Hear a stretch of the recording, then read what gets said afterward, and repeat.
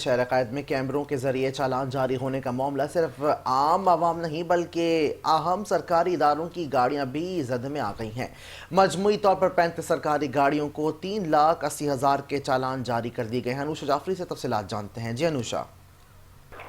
بالکل دیکھیے، یہ جو وہ شہر قائد میں کیمروں کے ذریعے چالان جاری ہونے کا معاملہ صرف عام عوام نہیں بلکہ اہم سرکاری اداروں کی گاڑیاں بھی زد میں آ گئی۔ مجموعی طور پر 35 سرکاری گاڑیوں کو 3,80,000 کے چالان جو وہ جاری کیے گئے۔ سیٹ بیلٹ کی خلاف ورزی پر 30 کالے شیشے پر ایک چالان جاری ہوا۔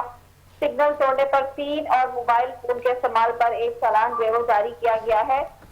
جرمانے جو Baloch colony Hasan square P I D C کے قریب کیے گئے۔ میٹروپول رینجرز ہیڈ کوارٹر 3 تلوار کے قریب کیمپوں سے بھی جرمانے ہوئے ہیں اور محکمہ ایل یو، محکمہ تعلیم اور دیگر محکموں کی گاڑیوں کے بھی چالان ہوئے ہیں۔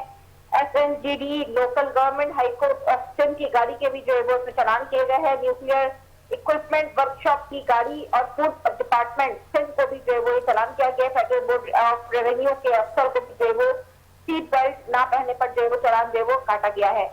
سندھ ہائی کورٹ کو چالان جاری ہوا ہے جو کہ موبائل فون کے استعمال پر رجسٹرار جو ہے ان کو سیٹ بیلٹ پر متصف اعلیٰ Sindh university and board department کو بھی اس کی چالان کے ذریعے چالان جو ہے وہ جاری کر دیا گیا ہے۔ جی تفصیلات کے لیے شکریہ۔